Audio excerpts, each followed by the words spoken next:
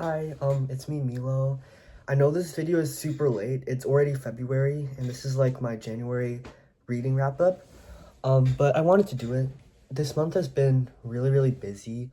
Right now I'm in the musical at my school, and we have rehearsals Monday to Friday till like 5:30, but now they're going till 7:30, and so I haven't really had a lot of time to read. Also, on top of that, doing like speech and debate, key club, and tons of other things. It's been really busy, and I wish I read more, but I was able to read 2 books this month, and I thought it'd be the perfect time to talk about them. Also, a reason why I'm wearing this jersey is because it's the day of the Super Bowl. When I'm filming this, I don't know when this video will come out, but yeah. So now I'm gonna go into the books I read. Starting off, I read No Longer Human by Osamu Dazai. This book was really sad. It was devastating. It was actually devastating to read this book because it's like a autobiographical work by the author, and I believe the author committed suicide as well. And so knowing that going into this book, it made it even more meaningful for me. This book is about Yozo and how throughout his entire life he has never thought of himself as a human, really. Like, he doesn't fit in with everyone else. He feels like he can't feel the emotions everyone around him is feeling. And he talks about how hurtful that is and how it is destroying his life, basically. And to combat this, he puts off this facade, basically, of this clown. Like, he's always messing around, he's always trying to make people laugh, and so no one will take him seriously. And he does that to kind of hide himself using this identity. And I thought that was really fascinating.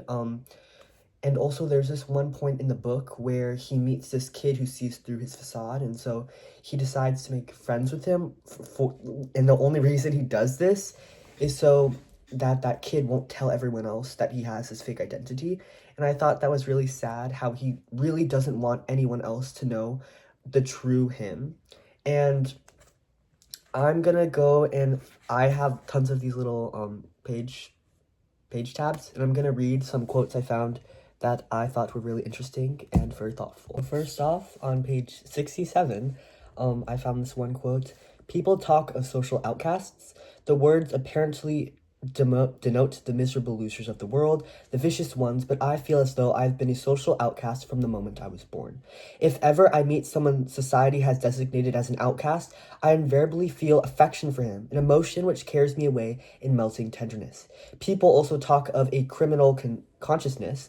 All my life in this world of human beings, I have been tortured by such a consciousness. But it has been my faithful companion, like a wife in poverty, and together, just the two of us, we have indulged in our forlorn pleasures. And I thought that was really sad, how he thinks of himself as such an outcast, and he feels for everyone else, knowing how it feels to be left out, to be out of the picture of everyone else's lives. And also, there's a part in the book where he falls in, I can't really say love, because he talks about how women have destroyed his life and how women, like, he'll feel affection for them, but overall it will destroy him. Also, there's this part where he tries to commit suicide with someone he feels affection for, and she ends up dying, but he ends up living. And he basically feels tortured, he feels despair, he tries to kill himself by overdosing, and it doesn't work, and it's this constant cycle of feeling like he has found something that has made his life worth living. However, it's not true to him, and overall, I feel like everything in this book is just horrible things happen to him. He was raised terribly by his dad. At the end of the book, when it asks, did you see him, when they find, basically, okay, let me rephrase. This book is like this collection of journals that someone finds. And at the end of the book, when they're asking if they ever thought of him as this terrible person, they say, no, in our eyes, he was always someone who was good. He was always a good person, but it was how he was raised. It was his father who made him into the person he is. And so it's kind of like the apple doesn't far fall from the tree, and how, like, overall his life was affected by those before him. And I thought that was really interesting. I took a lot from this book. And overall, I was kind of able to, I feel like the message is that life can be terrible, but overall we have to keep living it because there are experiences that may shape our life for the better or for the worse, and we will not know until we experience those things. So that was No Longer Human. I'm really excited I was able to read this. It was fairly short, however, I think that there is a big message to be obtained from this reading. And then now I'll go on to the next book I read. Hello, I'm filming this video Wednesday, so 3 days after the first part. But anyways, now I'm gonna go into the second book I read this month. I only read 2 books. Big Beautiful World, Where Are You? By Sally Rooney. I actually really enjoyed this book. I don't have it because I borrowed it from the library, but it was like about 300 pages, so it wasn't too long. It was like the perfect size, but I really did enjoy it. It was about 4 characters. It was about Alice, Felix, Eileen, and Simon, and it was about the relationships between all 4 characters, as Alex and Felix have a relationship, as well as Eileen and Simon, and Alice and Eileen are best friends, and the format of the book is kind of like interchanging of letters between Alice and Eileen, where one person will write a letter to the other, and then it will constantly switch perspectives based on the letter. But I thought it was really interesting. It definitely made the read a lot more interesting. I said that word, but I really enjoyed that part of the book. Also, I really reading the second book. This is the second book I've read by Sally Rooney. I've realized how much she draws parallels, I guess, and anti-parallels between characters. For example, when I read Intermezzo, it was about kind of 2 big age gap relationships between brothers, and it was kind of opposites. If you can, like, one relationship was between a younger brother and an older woman, the other was between an older man and a younger woman. And in this book, the parallels were that Alice and Felix kind of had a toxic relationship, if you can call it that, where Alice loves Felix and Felix knows that, but he at one point in the book he literally says, like, I know you love me, but I will never love you. And I thought that was really sad and depressing. And on the other hand, there's Eileen and Simon, and they have always loved each other. Like, that's something they talk about in the book, how even though Simon has gotten relationships and Eileen maybe has gotten relationships, they still like gravitated toward each other. And I felt content at the end knowing that they were able to get together. As throughout this book, there's a lot of heartbreak, there's a lot of fighting, there's just, this book overall, I think, was about the world we live in and why it is worth living in. The book title is literally Big Beautiful World, Where Are You? And so I thought that was really interesting. This book, in the letters, it talked a lot about philosophical things.